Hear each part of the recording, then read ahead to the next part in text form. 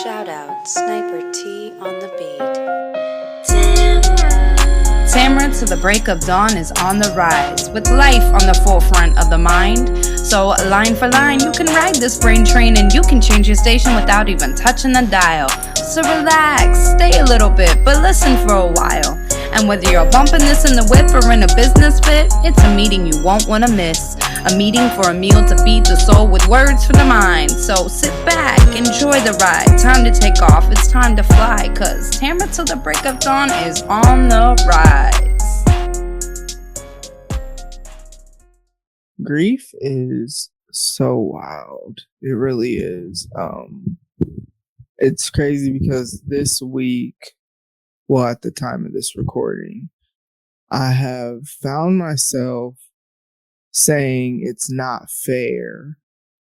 That's not even a phrase I use. But when I think about the fact that for 40 years, but really we'll say for over the course of 25 years, I made different efforts and attempts to really try to have a relationship with my dad.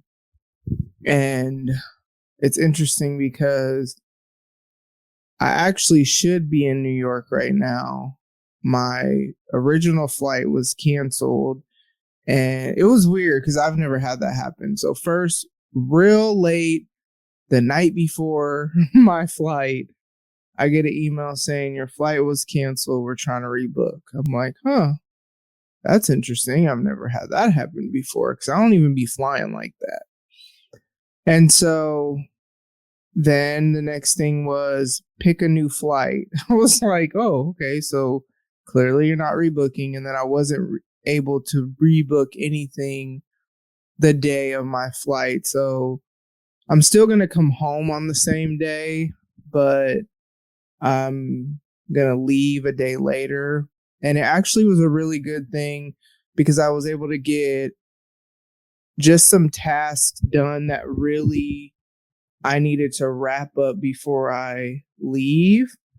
And I will still do some work while I'm gone, but yeah. And I even had a conversation with my boss the other day, and they have shifted things around with my work, but it's really not so much because of my grieving, but I think for me, based on the conversation that I had with him and like how I initiated it, I kind of came into the conversation like, man, I'm gonna, while I'm gone, try to figure out a better structure,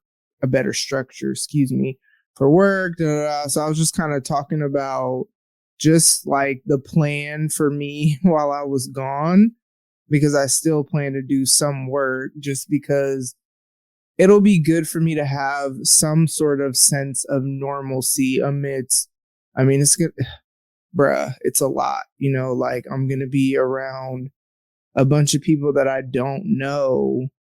And while it's family and I'm not worried about anything happening to me, so that's not what I mean, but it's just, I don't know. It's just a lot. There's just a lot all at once. And so when I think about that, just going back to the whole, it's not fair. Let's just go back there.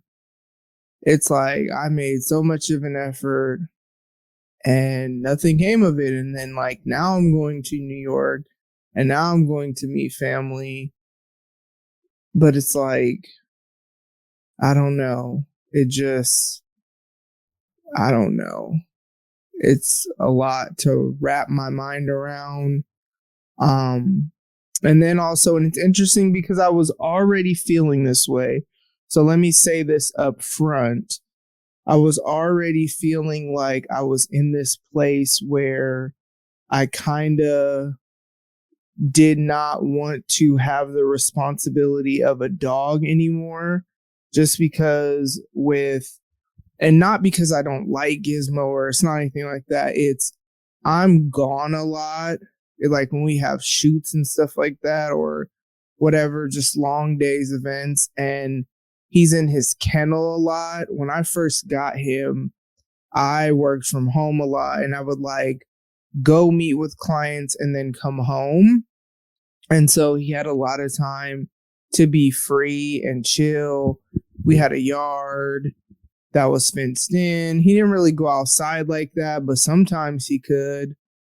But the biggest thing is just I was home a lot more. Well, I'm gone a lot more, and he spends a lot more time in his kennel. Some days he's in his kennel like all day. Now, granted, at night he was able to roam freely. He would usually sleep under my bed for whatever reason. So at night he was able to roam freely within the room, but still. And then after my dad passed, and just with grief, it just even more so just kind of was like, bruh, I need less like dependent on me. The nice thing about my job shifting things is really it's just shifting to where I'm going to be like doing more creative direction for a lot of the projects we do, and then helping to like develop leaders. And so it's like I'm still going to have work. It's just going to look a little bit different. And some of the, oh, these tasks just do, like that was removed from my plate. But those are also the things that it just felt like I no longer had the capacity for it, especially now, because I need space to grieve.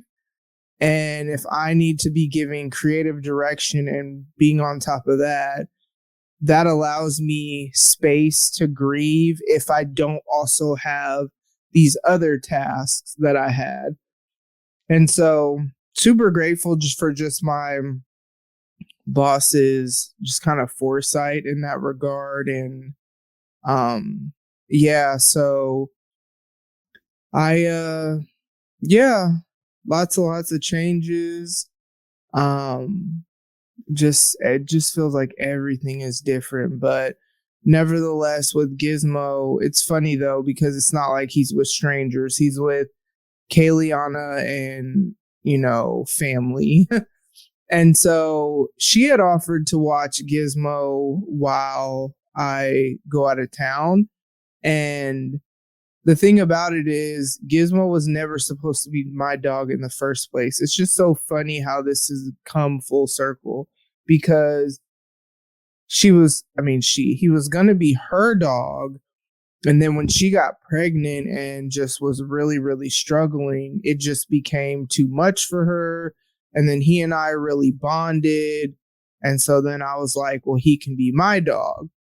And I am grateful for the season that I had with him, but I'm also grateful that he's with a family that I can go see him. And also, like when I took him over there, watching Zaire's eyes just light up at him and smile, and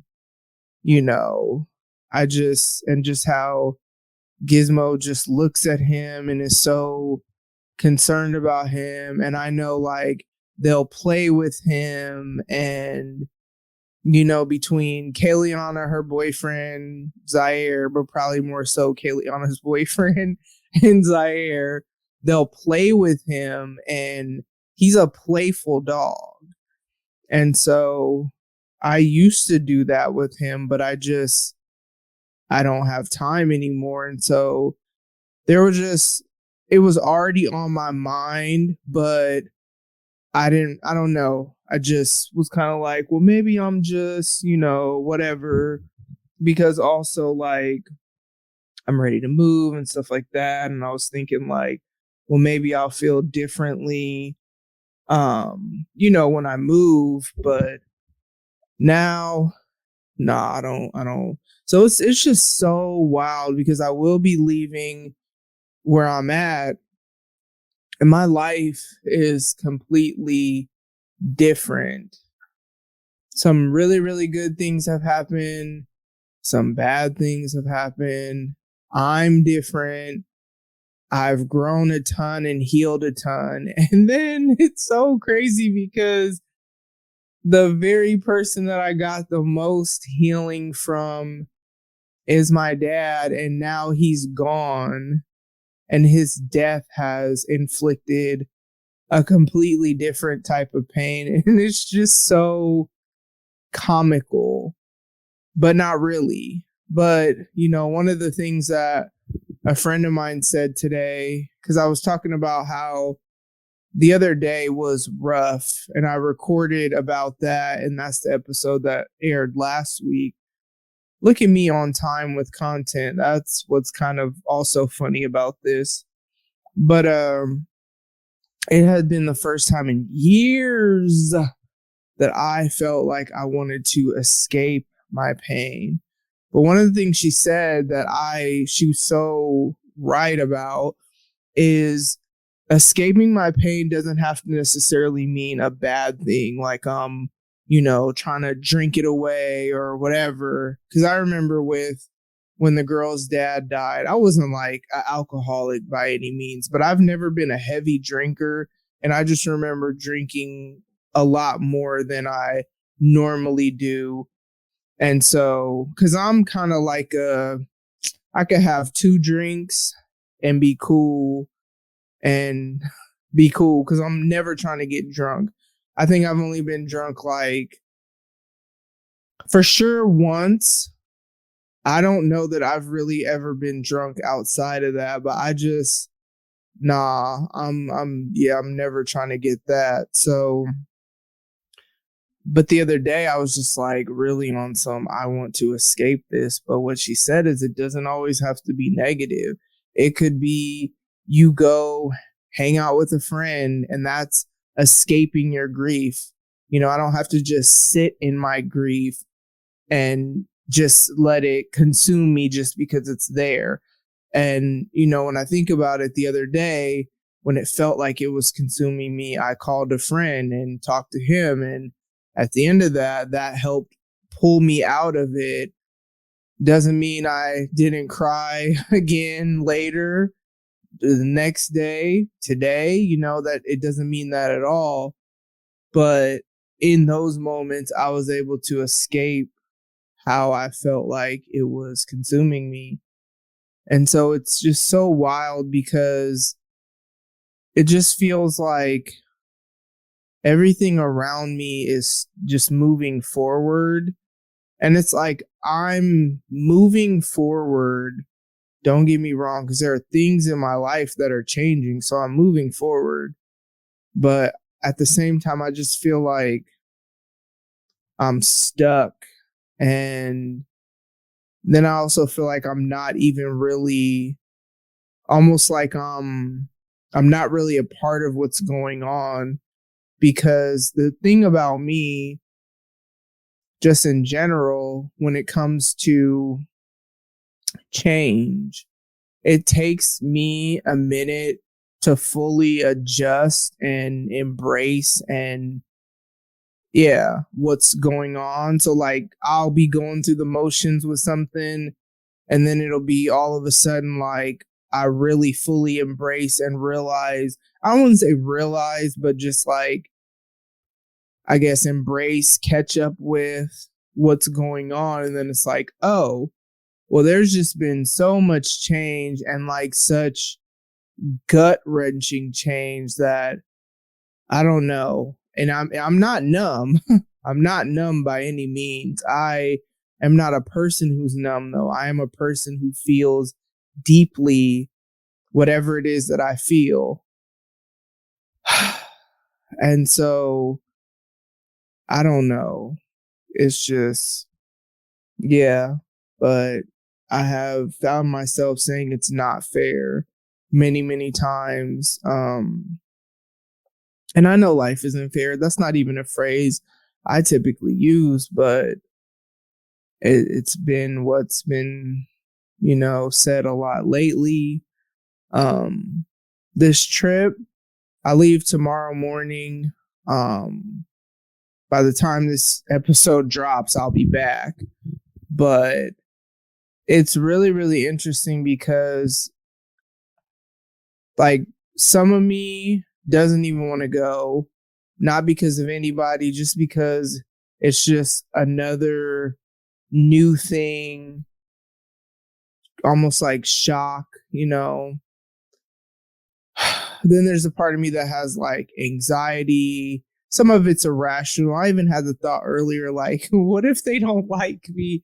I don't know, but I'm just being real about some of the thoughts that have gone through my head. And, I texted a couple of my friends earlier and told them like my, kind of what I was thinking or whatever. But at the end of the day, what I said at the end of it is, though, most of me, so some of me, or I said a part of me doesn't want to go. A part of me has so much fear and anxiety. Most of me wishes this was not real. It just feels like some dream that's just lingering. It just does not even feel real. But all of me would regret if I didn't go. And so that's why I'm going to go despite the fears and the anxieties and, somewhat irrational thoughts. So yeah, I leave in the morning. I am packed. There's a few like, don't forget these items, like, I gotta remember my vitamins, but I can't pack them. You know what? Actually, I could just leave out what I need to take. Actually, I'll do that. And I mean, but even still, like my face wash, my toothbrush, stuff like that. I can't pack that till the morning. So, yeah, tomorrow is a new day. Today was a good day as far as I feel like I got a lot accomplished with work, which for me, having us, like, I remember I cleaned the bathroom, I think it was Tuesday, and that made me feel good. Just like it is helpful to accomplish different things, and so, yeah, but I am glad I got a lot done and had a really good talk with my boss just about how I feel better.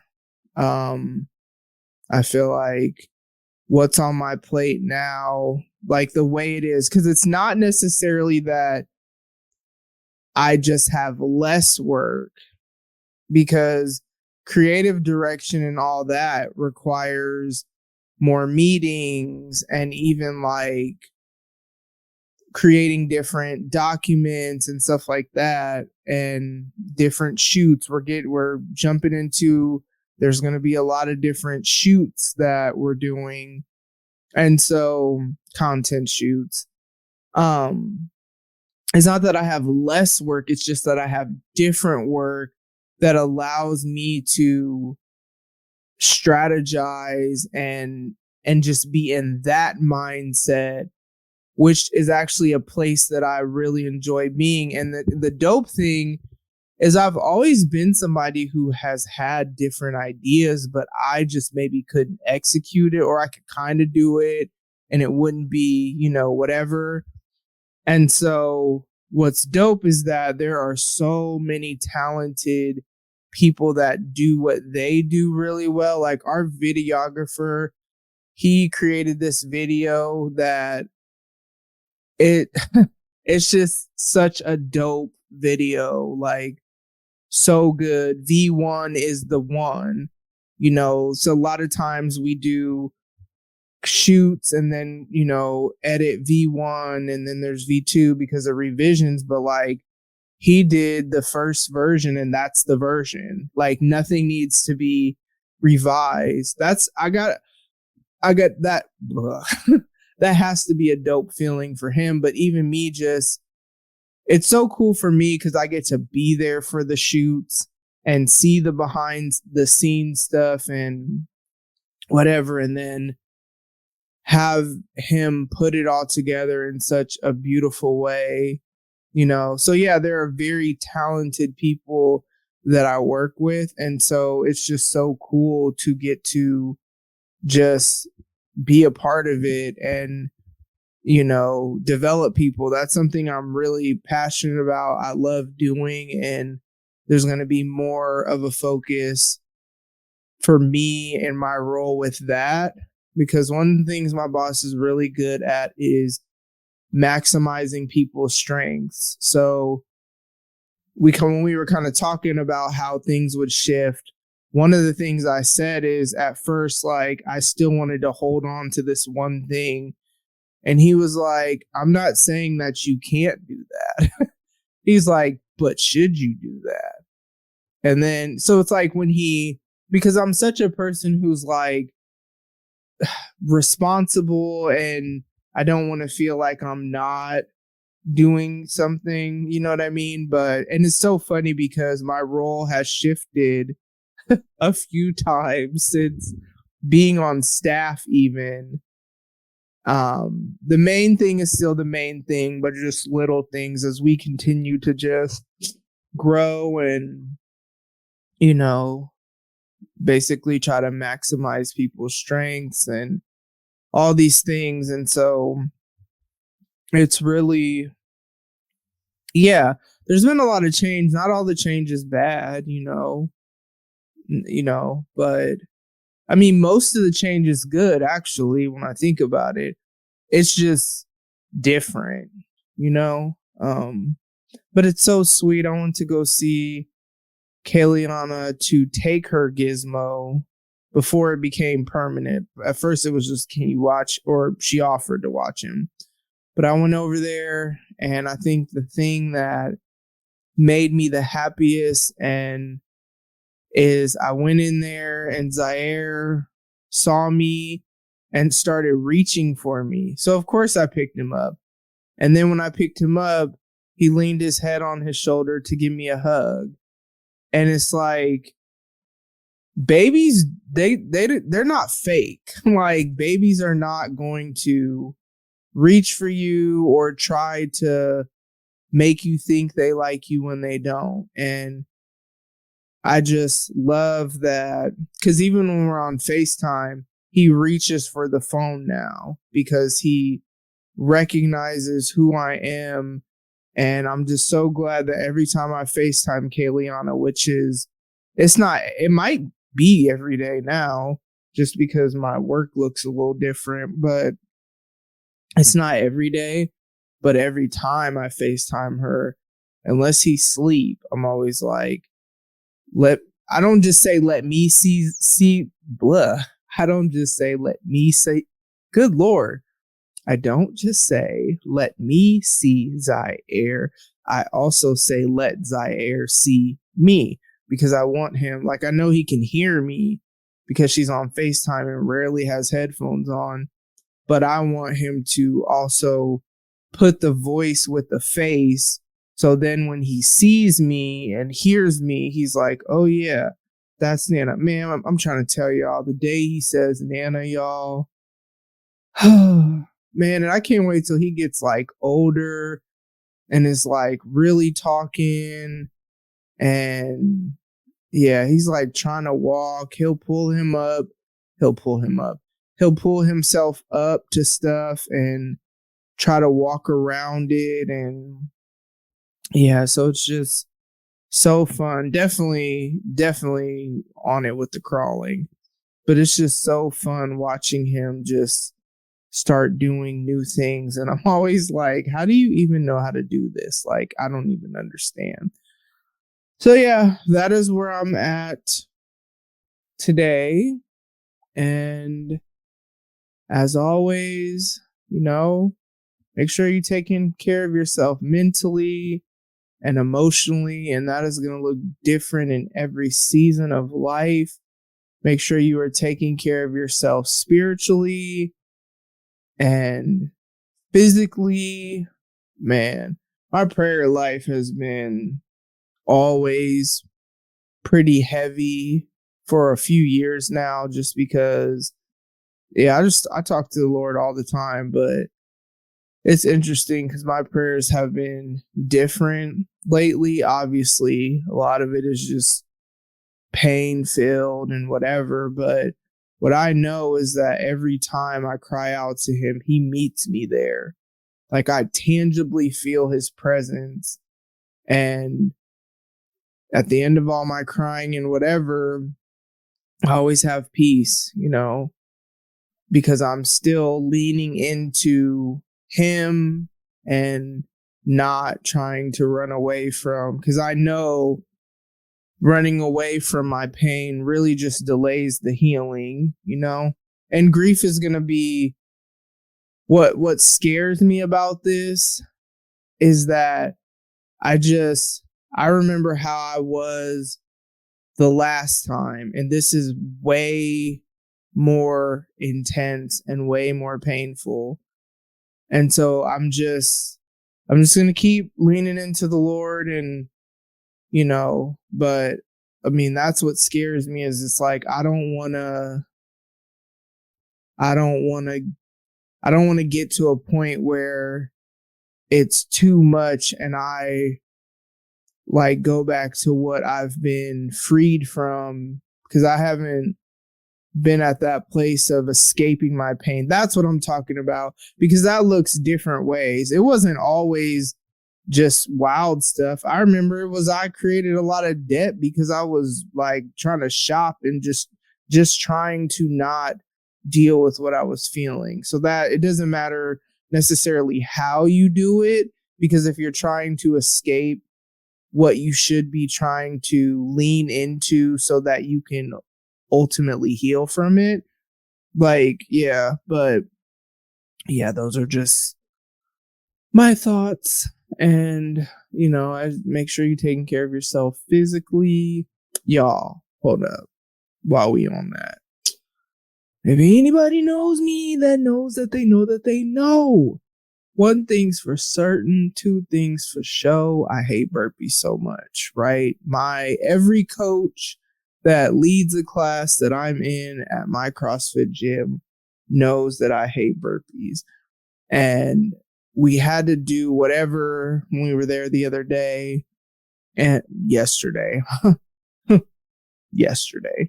But we were doing something and he was like, you can either do a cartwheel. He was like, the next thing is you do a cartwheel.